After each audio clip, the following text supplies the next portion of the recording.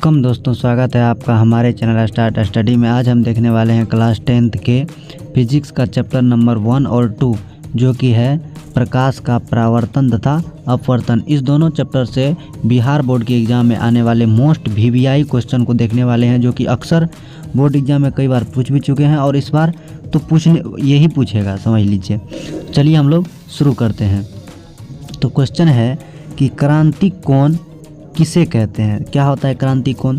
तो जब प्रकाश की किरणें सघन माध्यम से विरल माध्यम में प्रवेश करती है तो वह अभिलंब से परे हटती है, मतलब दूर भागती है।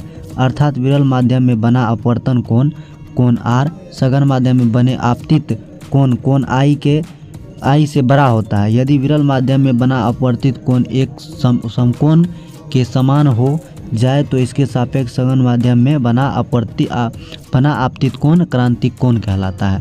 तो क्या होता है क्रांतिक कोण, ये डिफिनेशन आप लोग देख लीजिएगा। आगे है पेरिस्कोप किसे कहते हैं, इसके क्या उपयोग है। पेरिस्कोप एक यंत्र है जिसके द्वारा हम अपने में छिपी हुई वस्तुओं को देख सकते हैं। सैनिक खाइयों में छिपकर मैदानों पहाड़ों को देख सकता है और पनडुब्बियों में बैठकर सैनिक समुद्र तल का पर्यवेक्षण कर सकते हैं। किसी धुंधले वाले दिन अवरक्त फोटोग्राफी में भी इसकी सहायता से की जा सकती है। पेरिस्कोप समतल दर्पण की सहायता से बनाए जाते हैं जो प्रकाश के परावर्तन सिद्धांत पर कार्य करते हैं। उच्च कोटि के पेरिस्कोप से प्रिज्म का प्रयोग किया जाता है। आगे है समतल दर्पण में बनने वाले प्रतिबिंब की विशेषताएं। समतल दर्पण में सामने जितनी दूरी पर कोई वस्तु हो उसका बिंब उतना ही पीछे बनता है। समतल दर्पण में किसी वस्तु के पूरे बिंब को देखने के लिए दर्पण का आकार में उससे आधा होना आवश्यक है। आगे है अवतल दर्पण के उपयोग। अवतल दर्पण के निम्न उपयोग है। पहला, बड़े आकार के अवतल दर्पण का प्रयोग और ऊर्जा के लिए किया जाता है। इनका प्रयोग वाहनों की headlights, lamp, search light, torch आदि बनाने में किया जाता है। सेविंग्स दर्पण को बनाने में इसका प्रयोग किया जाता है। दंत चिकित्सक का विशेषज्ञ रोगी का परीक्षण करने के लिए इसका प्रयोग करता है। अगला क्वेश्चन क्या है? तो अगला क्वेश्चन है प्रकाश का अपवर्तन क्या है, इसके नियम को लिखिए। प्रकाश का अपवर्तन के दो नियम है। पहला, आपतित किरण अपवर्तित किरण तथा आपतन बिंदु पर डाला गया विलंब एक ही तल में होता है। दूसरा, जब एक ही रंग के प्रकाश की किरण किन्हीं दो माध्यम के सीमा तल पर तिरछी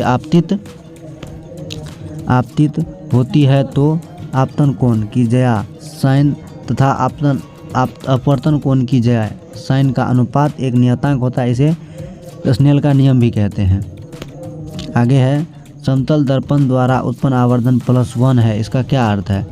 +1 आवर्धन का क्या अर्थ है, इसको जान लेते हैं। एक समतल दर्पण द्वारा उत्पन्न आवर्धन +1 होने का अर्थ है समतल दर्पण के द्वारा जिस वस्तु का प्रतिबिंब बन रहा है उस वस्तु का साइज दर्पण द्वारा बनाए गए प्रतिबिंब के साइज के बराबर है।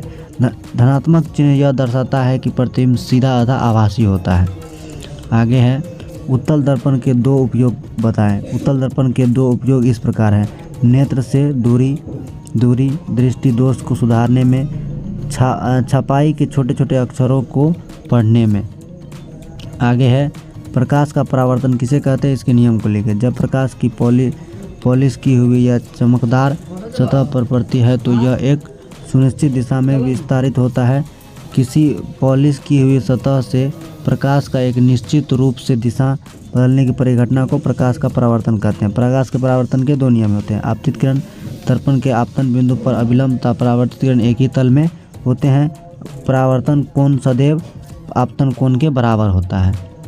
अगला क्वेश्चन है दिए गए उत्तल लेंस, अवतल लेंस एवं कांच की एक वृत्ताकार पट्टिका के सतह को छुपाए बिना उसकी पहचान कैसे करें। तो उत्तल लेंस, अवतल लेंस तथा कांच की पट्टिका को मुद्रित अक्षरों के ऊपर रखकर उठाने से एक अक्षर का आकार बढ़ता हुआ दिखाई देता है तो उत्तल लेंस होगा। और यदि अक्षर का आकार छोटा दिखाई देता है तो वह अवतल लेंस होगा।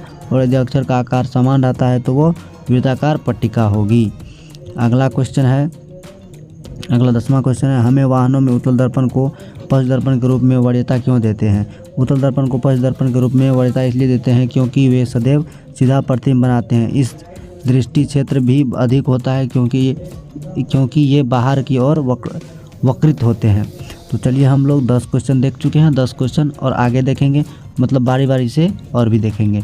आज की क्लास यहीं पर रखते हैं, मिलते हैं नेक्स्ट क्लास में, तब तक के लिए जय हिंद।